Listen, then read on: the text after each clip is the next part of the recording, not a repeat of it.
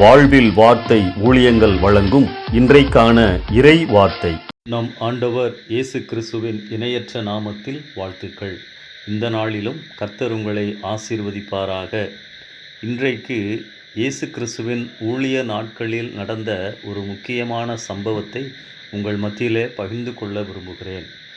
இயேசு கிறிஸ்து ஊழியம் செய்த நாட்களிலே யூத தலைவர்கள் அவர் மேல் பொறாமை கொண்டார்கள். ஏனென்றால் இயேசு அதிகாரமுடையவராக போதித்தார். ஆலயத்தை வியாபாரமாக்கின மக்களை ஆலயத்திலிருந்து அப்புறப்படுத்தினார், துரத்தினார். நிறைய கூட்டம் இயேசுவின் பின் சென்றது. அநேக சமயங்களில் யூத தலைவர்களையும் அவர் கடிந்து கொண்டார். எனவே யூத தலைவர்கள் எப்படியாவது இயேசு கிறிஸ்துவை மனிதர்களுக்கு முன்பதாகவும் ரோம அரசாங்கத்துக்கு எதிராகவும் குற்றம் சுமத்த நினைத்தார்கள், வகை தேடினார்கள்.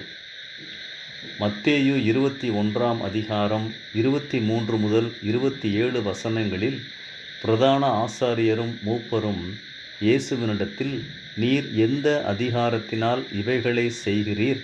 இந்த அதிகாரத்தை உமக்கு கொடுத்தது யார் என்று கேட்கிறார்கள். ஆனால் இயேசு அவர்களுக்கு பதில் சொல்லாமல் அவர்களிடத்தில் அவரும் ஒரு கேள்வியை கேட்கிறார். யோவான் கொடுத்த ஞானஸ்தானம் தேவனால் உண்டாயிற்றா, மனிதரால் உண்டாயிற்றா, யாரால் உண்டாயிற்று என கேட்கிறார். இந்த 2 கேள்விகளுக்கும் பதில்கள் சொல்லப்படவே இல்லை என்பதுதான் ஆச்சரியம். பிரதான ஆசாரியர், வேத பாரகர், மூப்பர்கள் எப்போதும் இயேசுவை சுற்றியே இருந்தனர். இயேசுவை மக்கள் குறைவாக மதிப்பிட ரோம அரசிற்கே அதன் அதிகாரத்திற்கே சவால் விடுபவராக இயேசுவை காண்பிக்க வழிகளை தேடிக்கொண்டிருந்தனர். இயேசு தேவாலயத்தில் உபதேசித்ததினால் இந்த கேள்வியை கேட்டனர். மத அதிகாரம் அவர்களிடம் இருந்தது. அவர்கள்தான் மக்களுக்கு போதிக்கின்ற ஊழியத்தை செய்து கொண்டிருந்தனர். அவர்கள்தான் செய்ய வேண்டும். அவர்களை பொறுத்தவரை இயேசு அதிகாரமற்றவராக போதித்தார், அதாவது அன்அஃபிஷியலாக. ஆனால் இயேசு கிறிஸ்து இவர்கள் கேட்ட கேள்விக்கு பதில் சொல்லவில்லை. அவர்களை மடக்க அவர்களிடம் ஒரு கேள்வியை வைக்கிறார்.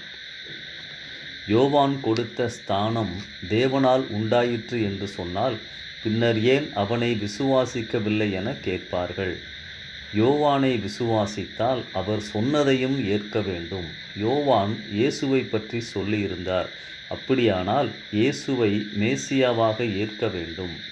மனுஷரால் என்றால் யோவானை மக்கள் தீர்க்கதரிசி, கடவுளின் வார்த்தையை கொண்டு வருபவர் என நம்புகிறார்கள். எனவே நம்மை கல்லறிவார்கள். எனவே தெரிந்தும் தெரியாது என பொய் சொல்லுகிறார்கள். உண்மை இல்லாமல், நேர்மை இல்லாமல் ஆலோசனை செய்யும்போது உண்மையான பதில் வராது. மாறாக எதை சொன்னால் தங்களுக்கு பாதுகாப்பு என தங்களை பற்றி யோசிப்பார்கள். உண்மையான தலைவர்கள், பொறுப்பிலே இருப்பவர்கள் முதலாவது எது சரியான போதனை, எது தவறான போதனை என்று தெரிந்திருக்க வேண்டும். இரண்டாவது உண்மையை சொல்ல தைரியம் வேண்டும். இயேசு தம்மை தேடி வந்தவர்களின் தேவைகளை சந்தித்தார். கேட்ட கேள்விகளுக்கும் பதிலளித்தார். ஆனால் இப்படிப்பட்டவர்கள் கேட்ட கேள்விகளுக்கு இயேசு பதில் சொல்லவே இல்லை. இந்த சம்பவத்தில் இயேசு எவைகளை உணர்த்துகிறார்? யாருக்கு பதில் இல்லை? முதலாவது, இரட்சிப்பின் வழியை அறிந்திருந்தும் எப்படி என்று கேட்போருக்கு இயேசுவின் பதில் இல்லை.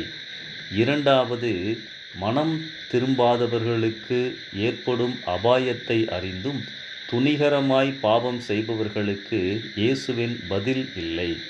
மூன்றாவது, எச்சரிப்புகளுக்கு செவி சாய்க்காதவர்களுக்கு இயேசுவின் பதில் இல்லை.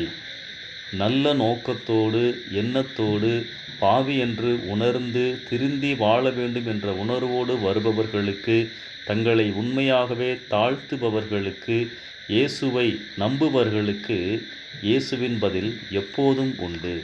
இந்த சிந்தனையோடு இந்த நாளை ஆரம்பிப்போம். கர்த்தர் உங்களை ஆசீர்வதிப்பாராக. ஆமென்.